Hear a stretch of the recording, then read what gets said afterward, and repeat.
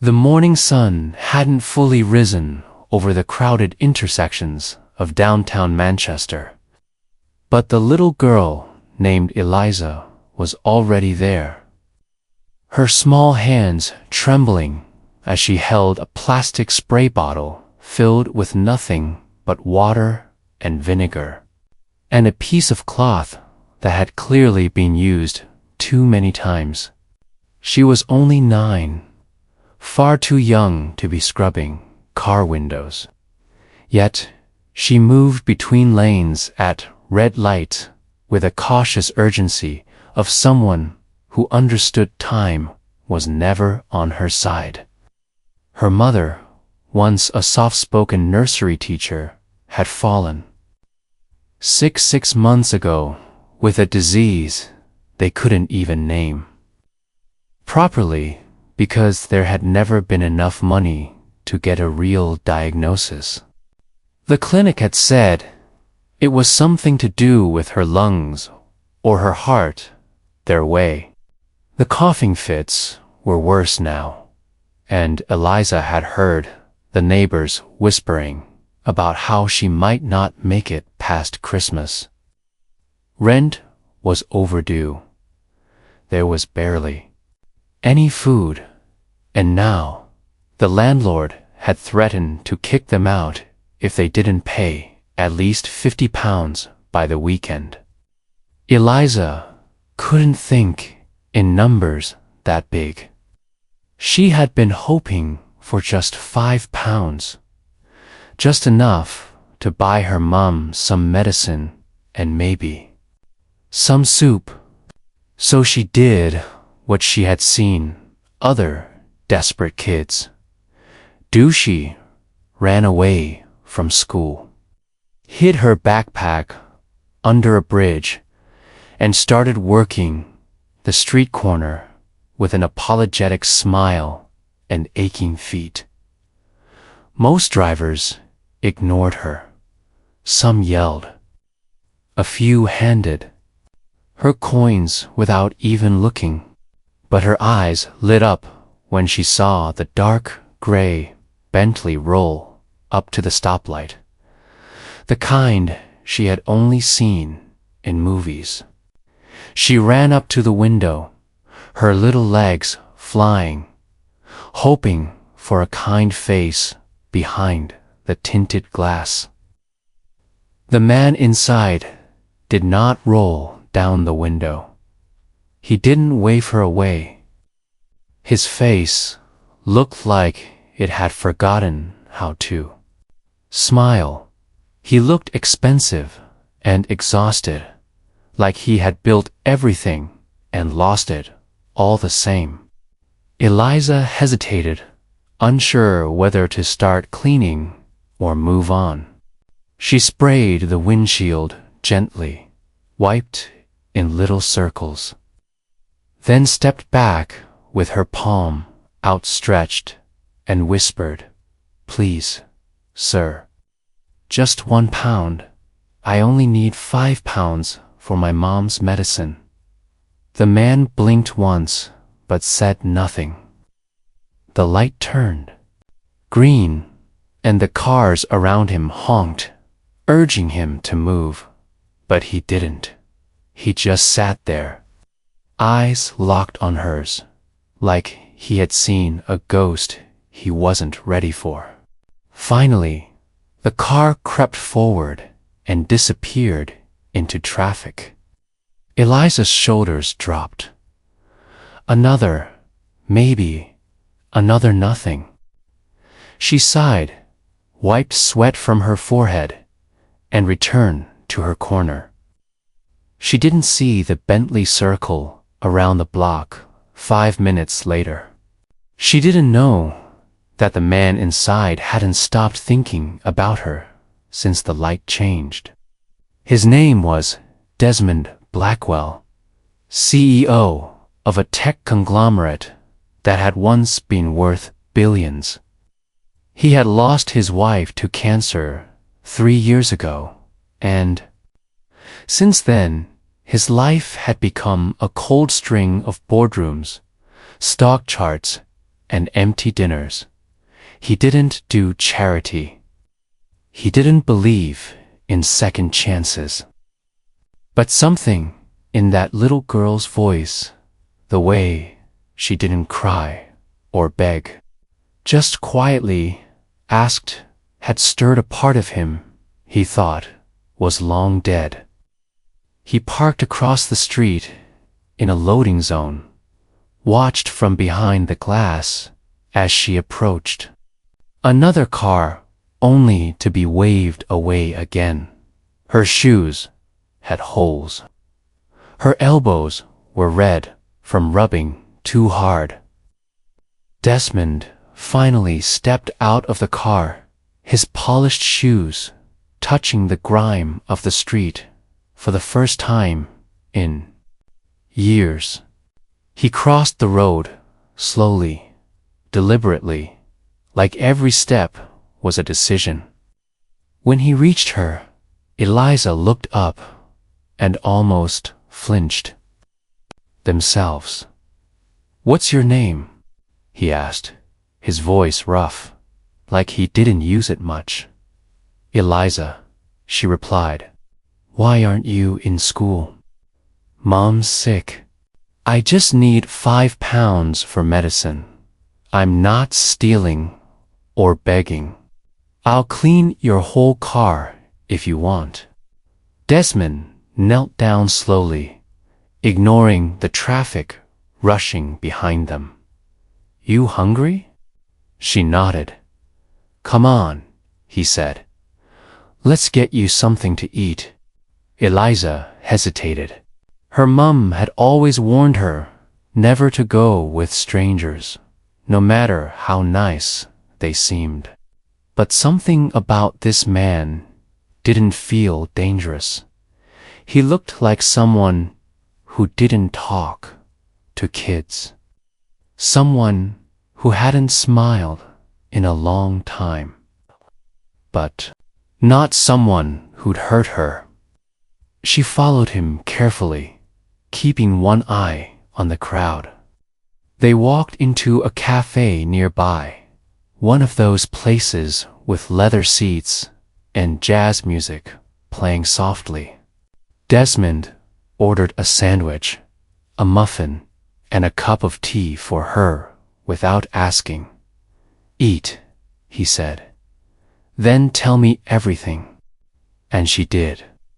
Between mouthfuls of food, Eliza told him about her mum, about the medicine, about how the neighbors were tired of helping, and how school didn't matter if her mom wasn't there when she got home. She didn't cry. She didn't dramatize. She just laid it out plainly, like a 9-year-old who'd grown up too fast. Desmond listened, his fingers locked under his chin. When she was done, he reached into his wallet and placed a £50 note on the table. "Take this to your mom," he said. "Buy what you need. I'll walk you home." Eliza stared at the note like it was magic. "But I can't take this. You don't even know me." "You cleaned my window," he replied, standing. "Let me return the favor."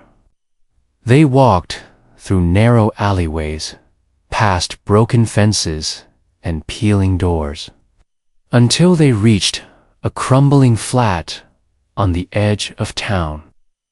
Eliza opened the door slowly.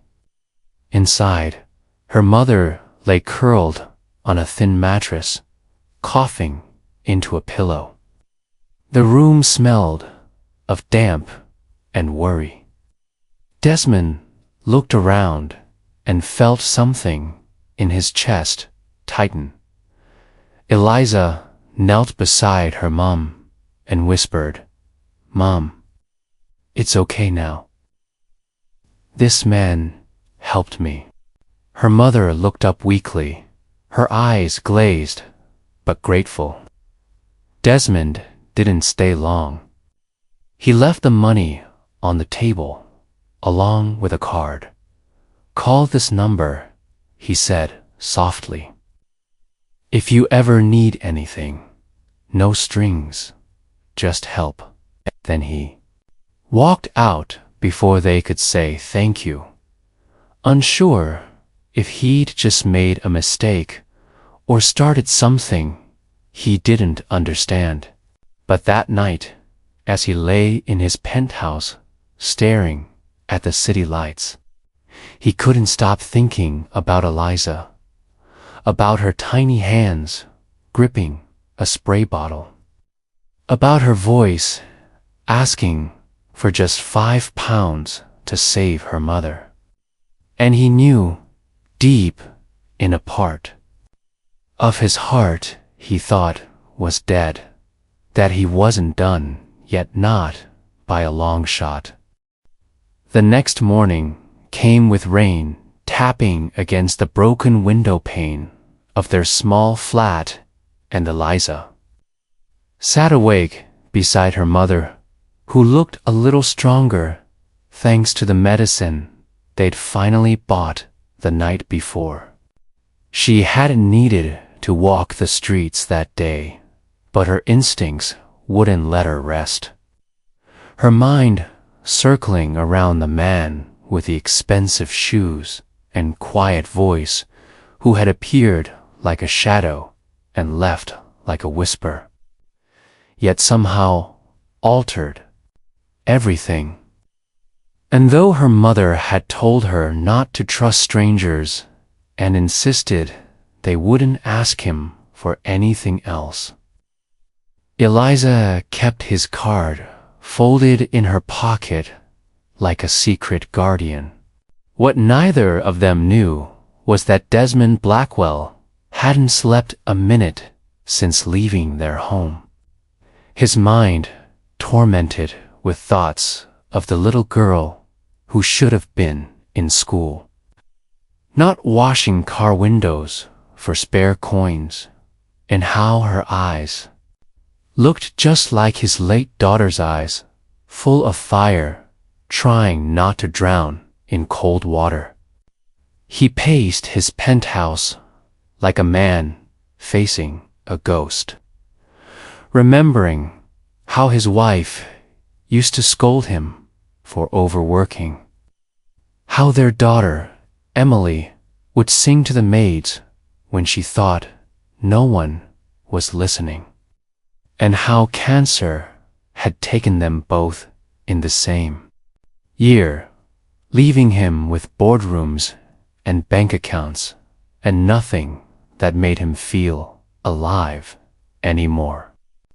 He called his assistant, told her to clear the next 2 days, and drove himself in the Bentley to a pharmacy near Eliza's home, where he inquired about treatments and prices and asked pointed questions until the woman behind the counter tilted her head and finally said she remembered the girl who came in last night with money folded so tight it looked like paper crumpled in prayer.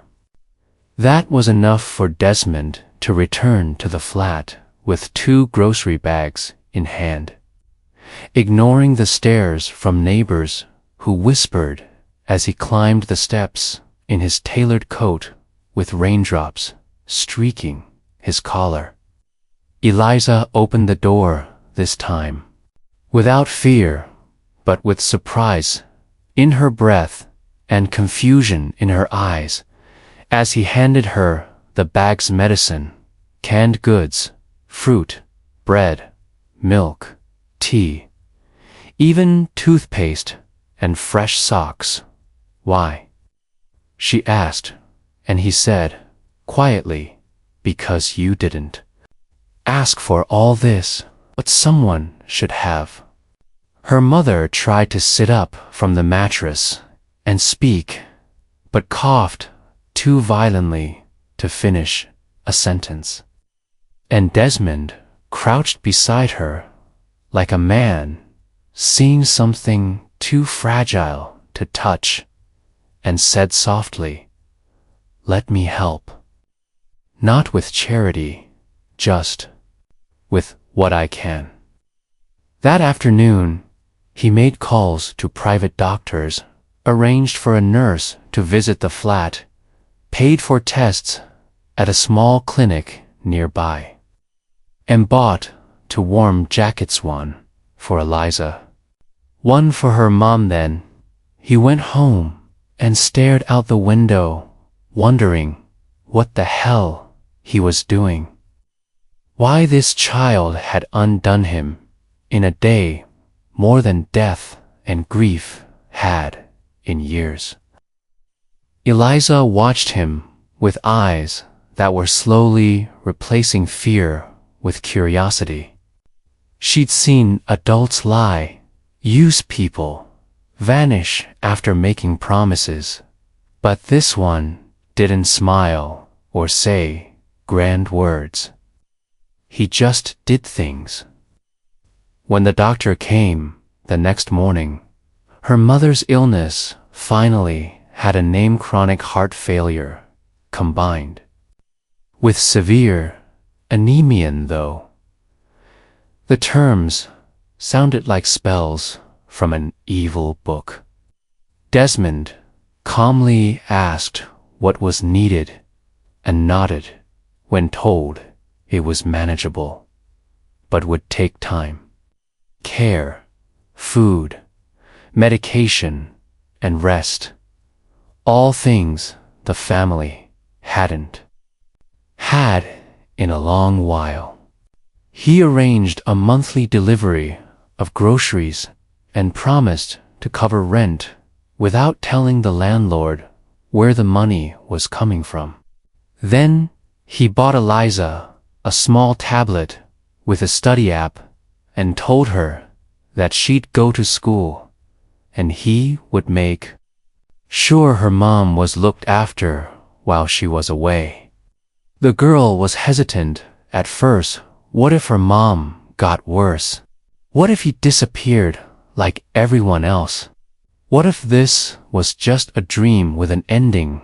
But something about the man's silence, the tired sadness in his eyes, and the way he always looked at her like she mattered, convinced her to try. Her first day back at school was awkward. Kids whispered. Her clothes still worn and her shoes taped together, but she didn't feel small anymore. She had a secret. A man in a suit who dropped her off without ever stepping out of the car.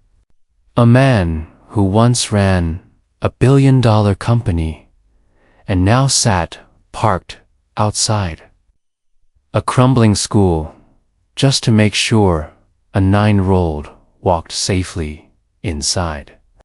At night, he would call to check in, never asking too many questions, just listening as Eliza told him what she learned, or how her mom had smiled for the first time in weeks. Slowly, her voice became the only thing Desmond looked forward to each day. He hadn't felt warmth in years, but now he found himself rearranging meetings to hear her stories, walking through grocery aisles himself instead of sending staff, learning how to cook soup from a YouTube video because she once mentioned her mom missed the taste of home. Meanwhile, the city remained in different cars passed, buildings loomed, people went about their lives, but in one tiny flat, hope had crawled in through the cracks, carried by a man who had lost everything and a girl who had nothing but fought like she had everything to lose. The press would never know. There were no photos, no social media posts, just small acts that changed lives. But people in the neighborhood started noticing. The grocer saw Eliza smiling again. The school secretary saw her grades improve. The nurse who visited weekly told her supervisor that it was the first time she'd seen CEO scrub a floor while a mother slept nearby. And Desmond, he was changing too. He started turning down events, skipping parties, pulling out of cold investments and redirecting funds into community housing projects. Anonymous scholarships, quiet donations, all inspired by one child who asked for £5 and gave him back his soul. One evening, as Eliza and her mom sat eating stew in a kitchen that now had working lights, she turned to Desmond, who had come to fix a leak under the sink, and said, "Why do you help us? You could have driven away that day." He paused, hands covered in pipe grease, and looked at her for a long second before answering. "Because I saw someone who reminded me what it means to care, and because no one helped me when I needed it most." Her mother, now stronger, touched his hand and said, "You didn't just save us. You reminded me that good people still exist." Desmond nodded quietly, brushing it off with a smile that wasn't quite a smile, but something warmer. But deep down, he knew they had saved him too. And yet, for all the peace it brought, there was one thing he hadn't told them: that his company was on the verge of being sold. That he might have to leave soon. That powerful people were trying to pull him back into a world he no longer believed in. But he couldn't walk away from Eliza. He couldn't return to boardrooms while she stood in the rain with a cloth in hand and a prayer in her throat. So he started making plans, not business ones, but personal ones, to protect her future. He called lawyers, notaries, friends in the education system. He started building something he didn't know how to name. Maybe a foundation, maybe a family. And while he did all that, Eliza kept writing notes and leaving them in his car. Little drawings of cats and stars and hearts with the word "thank you" scribbled in every corner. He kept them all, every single one. Even when the board came knocking, even when old investors demanded he return to his empire, even when journalists caught wind of his absence and started sniffing around, he stayed. Because some things, like a child's trust and a second chance at meaning, were worth more than headlines or wealth. He had once been the man who walked through glass towers and made the world shake. Now, he was the man who brought soup to a little girl's home and made her smile. And somehow, that felt more powerful than anything he had ever built. The morning air was heavy with fog the day Eliza took her first real step into a world she never thought she'd touch, not because the path to it had cleared, but because someone had made her believe she deserved to walk it. The old gray uniform fit loosely over her skinny frame. Her shoes, too tight from a charity shop bin. Yet she clutched her new backpack with trembling fingers and tried to hold her head high as the bus pulled up outside her flat, where Desmond Blackwell stood waiting beside it, holding an umbrella over her and a thermos of warm cocoa. He insisted she take, no matter how much she protested, and her mother watched from the window upstairs, hand to her heart, silently thanking a man who had entered their lives from nowhere and now stood like a pillar they never knew they needed. The bus ride to the private school was long and silent, with children staring at her polished shoes, whispering about the scholarship girl.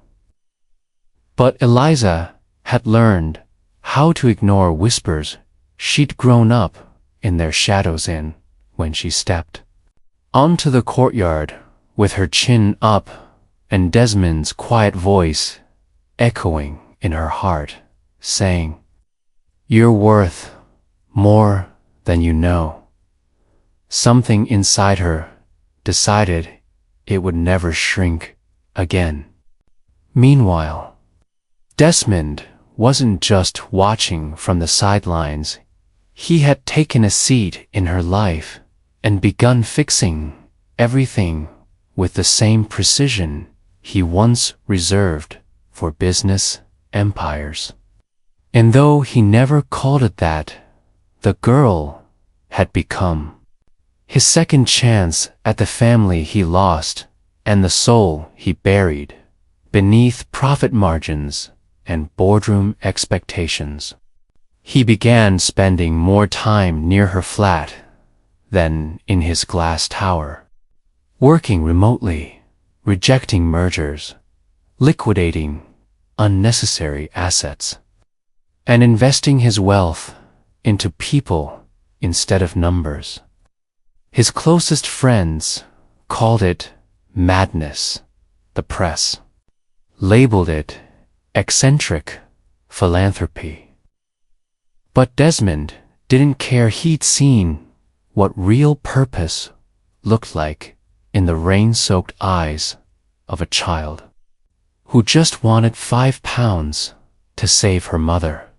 He attended every parent meeting at Eliza's school, quietly standing at the back, his tailored suits now traded for wool coats and warm scarves.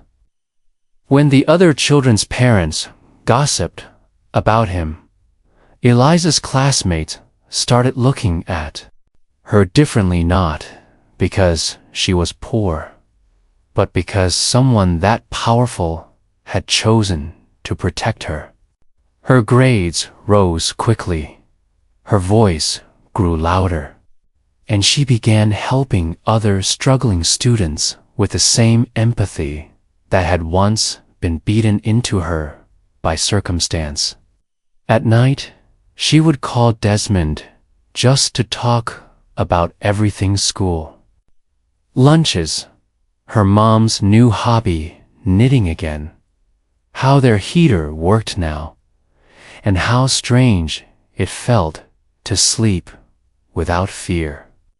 Desmond always listened, his tired eyes softening as he heard joy return to the voice that once shook with hunger. Then, one day, during their usual Sunday soup night, Eliza asked something that caught him off guard. "Why did you help me? Really?" Desmond looked up slowly, fingers wrapped around his mug, and after a long pause, said, "Because when I saw you through that windshield, I realized I had been driving past people my whole life and never stopped to really look. You were the first person in years who reminded me I still had a heart. Eliza nodded, not pressing further, because she understood what he hadn't said, that her presence had pulled him from the wreckage of his own loneliness. As the seasons changed, so did the bond between them. He took her and her mother to parks on Sundays, sometimes to art galleries where Eliza wandered wide-eyed and called the sculptures sad giants. And once, when she got sick with the flu, Desmond spent the whole day at their flat brewing tea and reading her stories in a low voice until she drifted to sleep. Her mother, once skeptical and proud, had long since accepted that this man was not saving them out of guilt or image. He simply needed them as much as they needed him. Life bloomed quietly, like tulips under snow, and for a while it seemed as though the pain had finally been replaced by something brighter. But fate, in all its cruel humor, wasn't finished yet. One late afternoon, as Desmond prepared dinner in his kitchen, his phone rang with a call from an old board member who informed him that the company he had founded decades ago, Blackwell Innovations, was in trouble. The interim CEO had diverted funds, projects had collapsed, and the board was calling an emergency meeting to reinstate Desmond or dissolve the empire entirely. The news hit him like a wave. He had walked away from that world without regret. But now it came knocking again, and with it came pressure from government regulators, shareholders, and media vultures who smelled scandal and wanted blood. That night he didn't sleep, and for the first time in months he missed Eliza's call.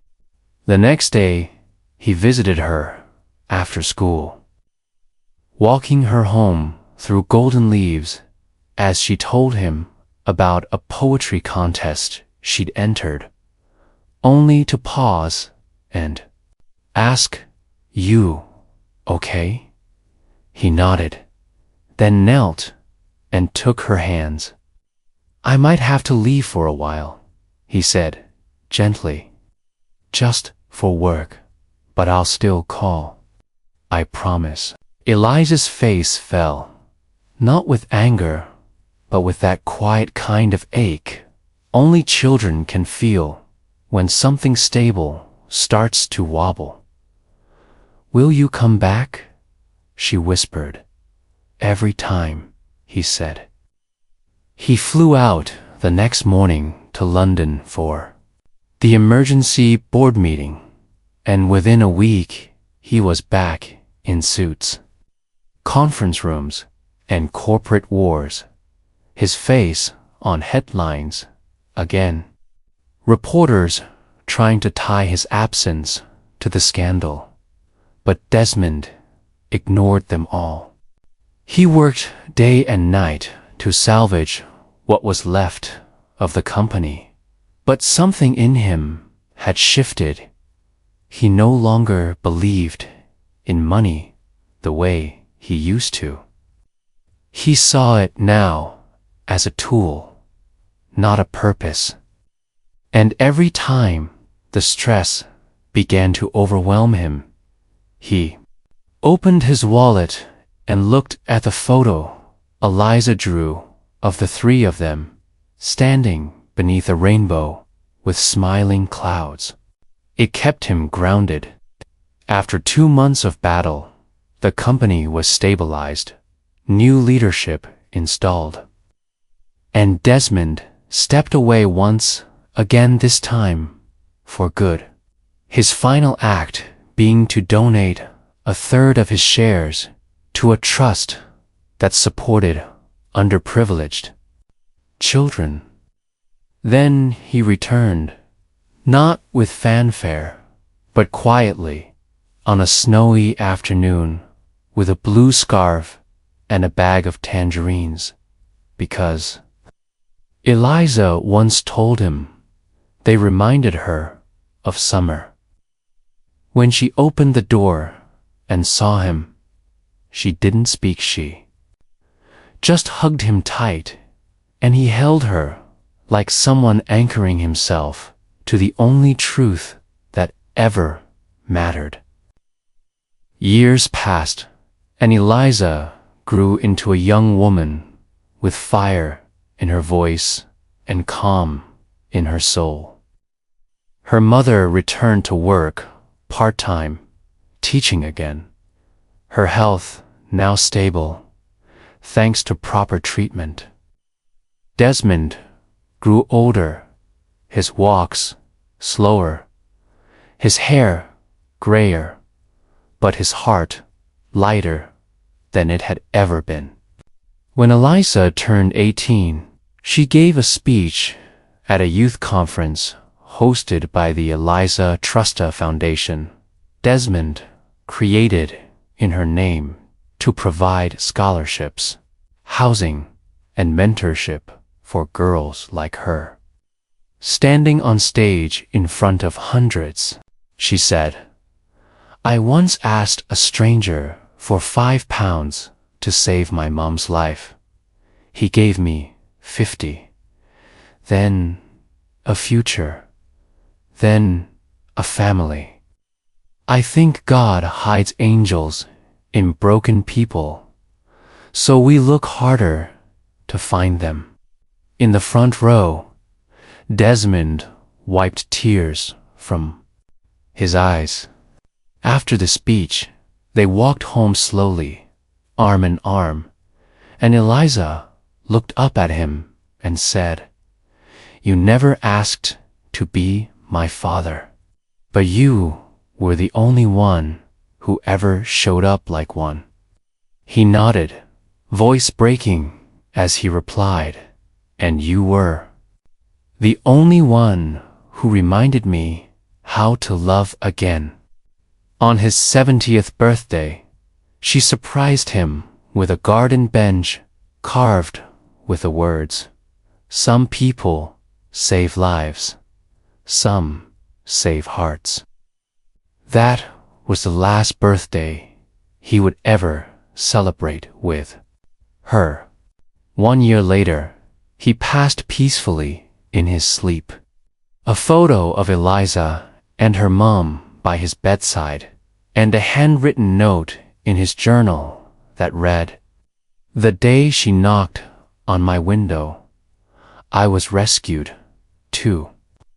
His funeral was attended by 100 students, mothers, teachers, strangers whose lives he had touched quietly, invisibly.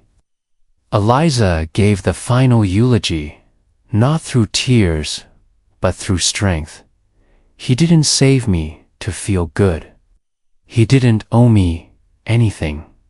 He just looked at a girl with dirt on her cheeks and decided she mattered. And that changed everything."